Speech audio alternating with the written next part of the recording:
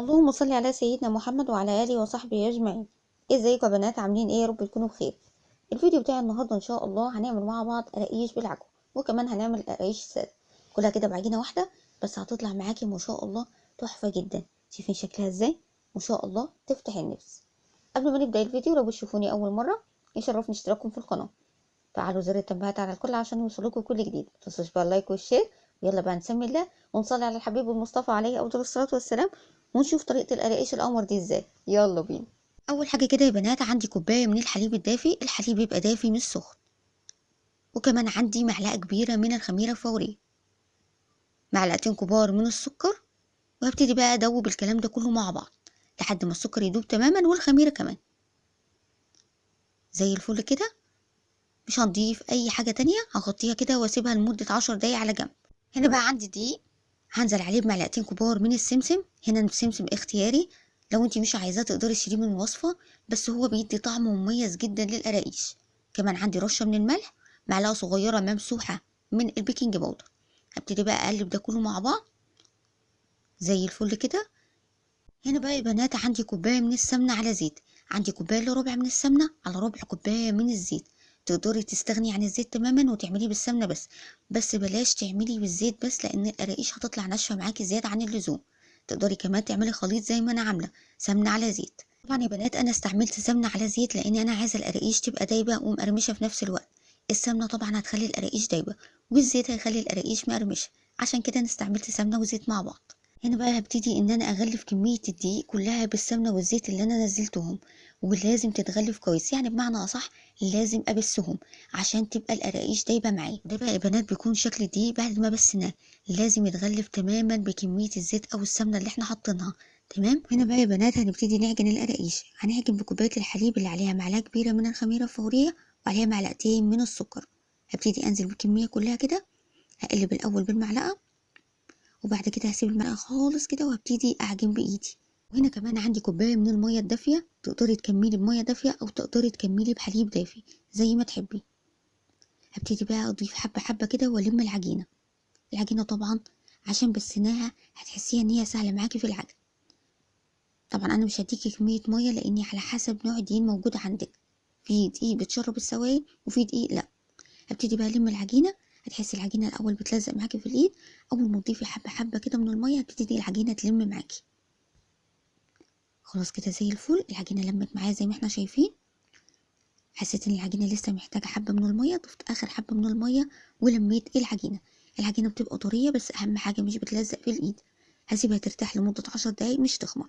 هنا بقى بعد ما العجينه ارتاحت لمده 10 دقايق هاخد جزء من العجينه كده، ولا هو كبير ولا هو صغير، يعني في المتوسط، وهعمله كوره طبعا، وهبتدي ان انا اعمله رول.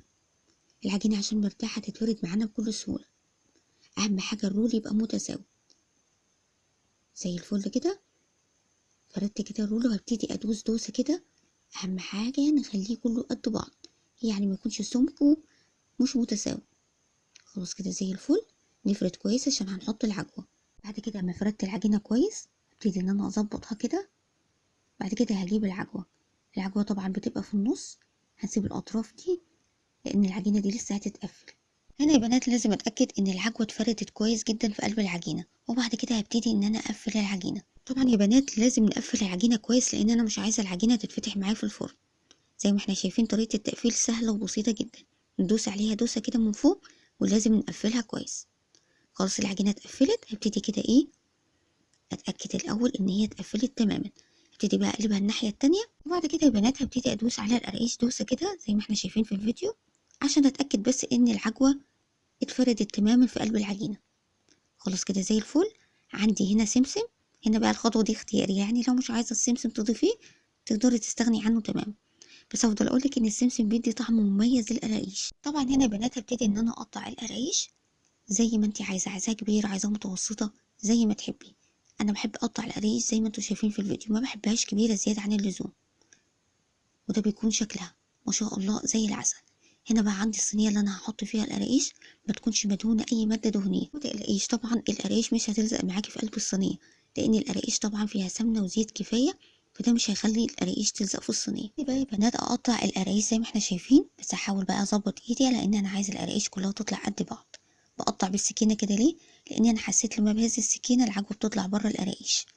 فابتديت بقى ان انا امسك السكينه زي ما انتم شايفين عشان طبعا العجوه ما تخرجش من قلب العجينه، ولو انت عندك قطاعه هتبقى الموضوع اسهل بكتير من السكينه. هنا بقى يا بنات هنخلص الكميه كلها بنفس الطريقه. اهم حاجه نقفل العجينه كويس، هفضل اقول لكم لازم نقفل العجينه كويس عشان ما تتفتحش معانا في الفرن، ودي اهم خطوه لازم نعملها. القرايش يا بنات على قد ما هي سهله وبسيطه بس لازم فيها خطوات وتريكات لازم نمشي عليها عشان تطلع معانا ناجحه. واهم حاجه في القراقيش انها لازم تتبس، يعني ما عجنش على طول، لازم نبسها عشان تطلع معانا دايبه. لو بتحبي القراقيش دايبه لازم تبسيها. وبلاش يا بنات نكتر زيت في القراقيش، لان كل ما تكتري زيت كل ما القراقيش هتطلع معاكي ناشفه ومقرمشه. احنا مش عايزينها ناشفه زياده عن اللزوم، فعشان كده عملنا خليط سمنه وزيت مع بعض. تقدري تستعملي سمنه زي ما قلت بس، وتقدري تستعملي سمنه على زيت زي ما احنا عملنا. كوبايه الا ربع من السمنه على ربع كوبايه من الزيت، حلو قوي. لان انت لو زودتي طبعا الزيت القراقيش هتطلع معاكي ناشفه زياده عن اللزوم. وبالنسبه يا بنات للعجوه تقدروا تضيفوا على العجوه معلقه كبيره من السمسم. انا ما ضفتش على العجوه غير معلقه كبيره من السمنه، انت عايزه تضيفي سمسم زي ما تحبي. هنا بقى هعمل القراقيش الساده. اخدت اخر قطعه من العجينه وابتديت ان انا افردها زي ما احنا شايفين، يعني عملتها رول الاول وبعد كده ابتديت ان انا افردها، اهم حاجه تبقى متساويه. وهبتدي بقى ارش رشه من السمسم، وهنا اختياري زي ما قلت. وابتدي بقى اقطع القراقيش زي ما احنا شايفين، ولا كبيره ولا صغيره.